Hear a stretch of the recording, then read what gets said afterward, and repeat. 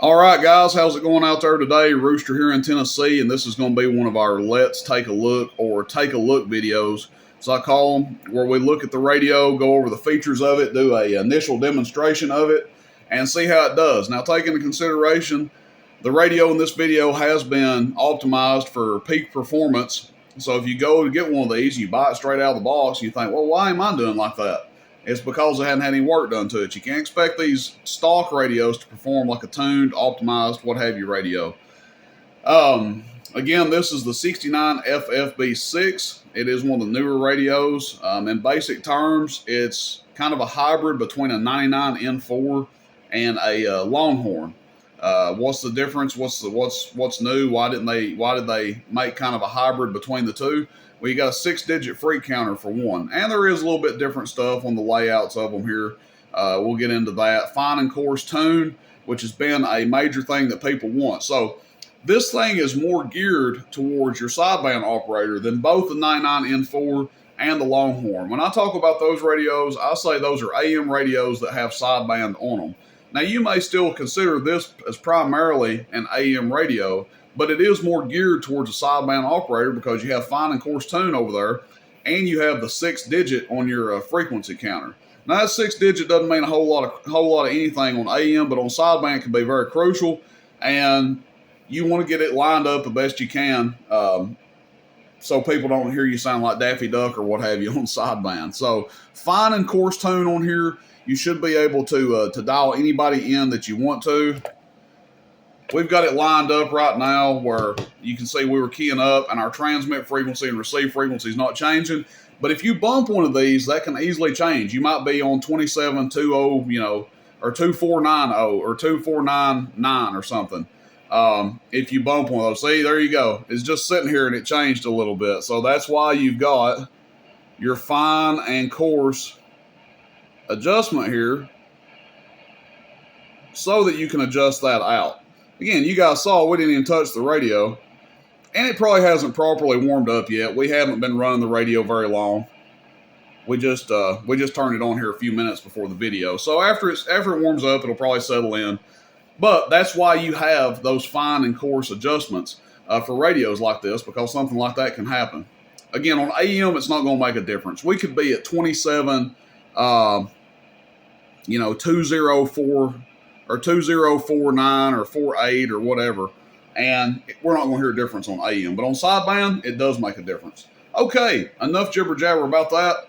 Controls on this thing, starting from left to right, it's a 4-pin mic jack, Galaxy, Cobra, Striker, Uniden. Your common 4-pin plug works on it. We're just running a Superstar 507. The mic that the radio comes with is a Ranger 158 stock mic. It does not come with a Ranger 198 noise canceling mic, okay?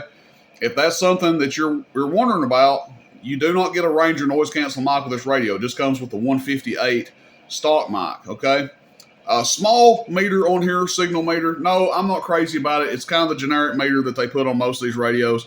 I wish they would come out with a loaded radio like this with the large meter on it, like the Superstar 148. Okay, I love that signal meter. I think it looks so dang good with the white LEDs in it. The Superstar 148 is one of the best looking radios out there right now. The only thing is it doesn't have sideband for you guys that love sideband. But moving on down the chain, there's a ding that I don't really care for. It just looks like you got this super nice high dollar radio and you got the little basic S meter in it. If there's a knock I have against it, that's one. Talkback, RF power. Audio, 1, 2, 3, 1, 2, 3. Audio check, 1, 2, 3, 1, 2, 3, audio. So talkback works.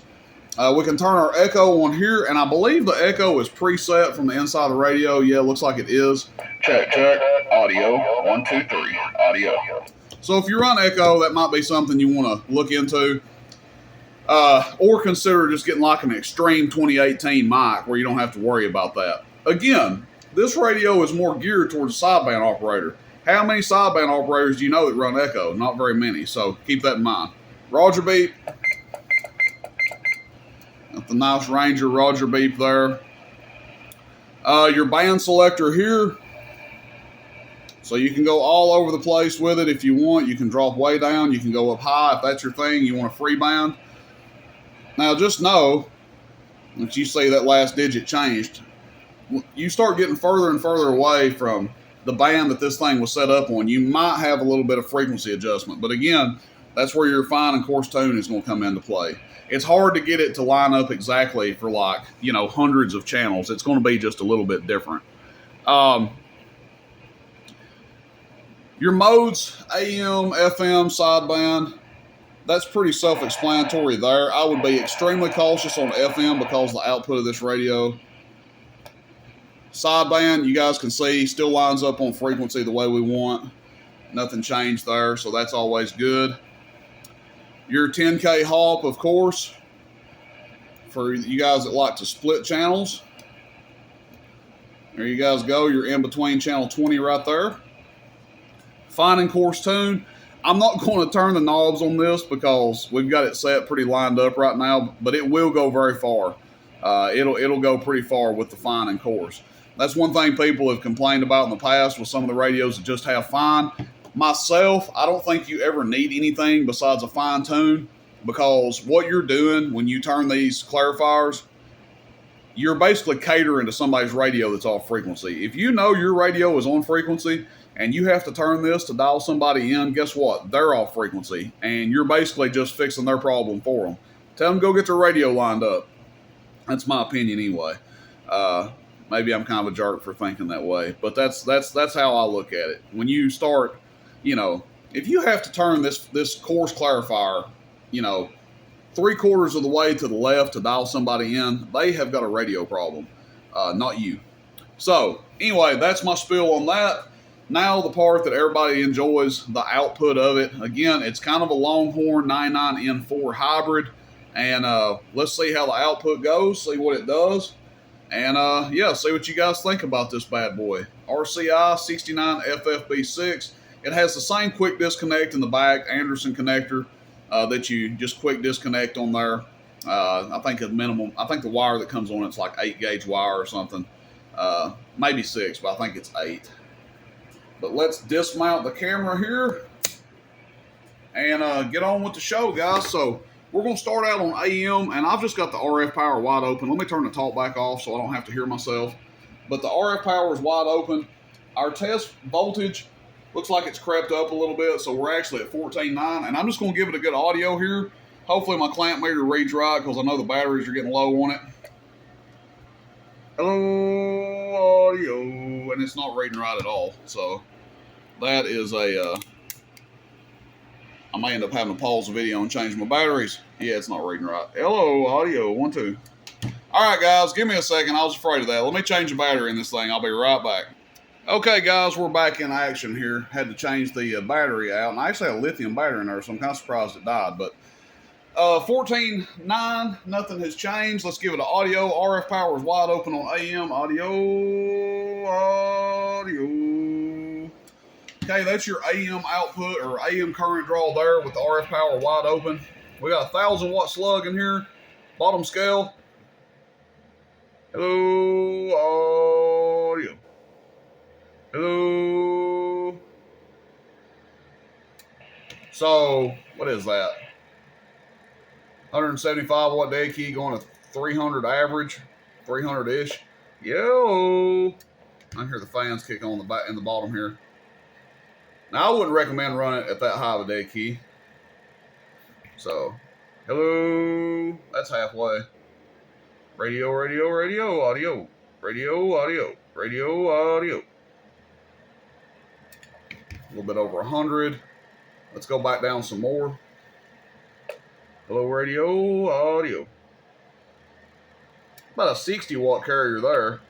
Audio, audio. Swinging to almost 300 average. Now, if you guys want to see what it does, PEP.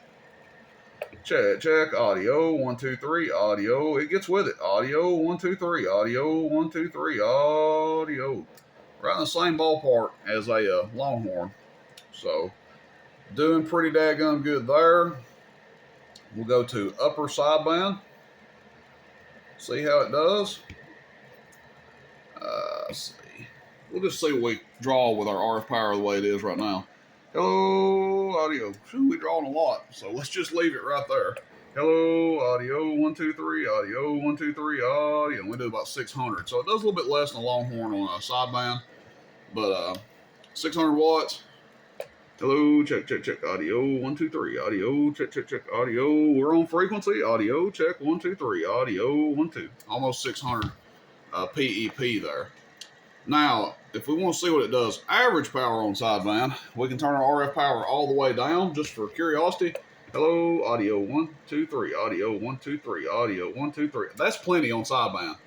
I'll be fair with you guys. I'd run it all the way down myself because if you run it wide open, it's going to do a massive amount of average power. So this radio, I would run it all the way down. Audio, 1, 2, 3, audio. See, we just cracked it up a little bit. Already climbing over 400 average. Check, check, check, check, audio. Check, check, audio. Check, check, check, check, audio. And then if we just back it back down, all the way down, check, check, check, check, audio. Check, check, check, check, audio. Right there around that 300 average mark. That's probably where I would run it. Again, my power supply has climbed up to 15 volts over here. I haven't touched it. If you have lower voltage, it's going to do less power. These things, they will really start getting up when you start, you can see our last digit moved a little bit there. They will really start getting up the more voltage that you pour to them. But yeah, this is a Powerhouse radio. It's actually doing better than what I expected. Another gripe I kind of have about these guys, I don't know if you can see, but the indicator on these chrome knobs is kind of hard to see. You can see we've got it lined up straight up and down right there. But if you're somebody that can't see very well, I mean, that's honestly kind of hard to see. You can see the line straight up on the fine and coarse there. But, you know, to the untrained eye, that might be a little hard to see. These other knobs, the knobs that stick out, they have pointers on them. But these round knobs, it's a little bit like this one. I mean, it's just a little bit hard to see that. Like your RF power. Let's see. You can see the little indicator right there at the end. You know, maybe that's not a gripe for anybody else, but, you know, for me, yes, I can see fine, but I know there's going to be some people that have a hard time seeing that out there. So, just another thing that I would point out about this radio. Other than that, really like these. Hope you guys enjoy the video. Sorry we got a little sidetracked with the clamp meter going dead there, but part of it. I don't really stage my videos or try to reshoot them or anything like that. So, yes, I could have stopped the video and redone it, made this thing all nice and perfect, but it is what it is. We kind of just do these videos on the fly and do the best we can with them. So, RCI-FFB6. I hope you guys enjoy the video. Questions, comments, let me know. Rooster in Tennessee, shoot me a text, 423 299-3535. RoosterCB.com. See you, bye.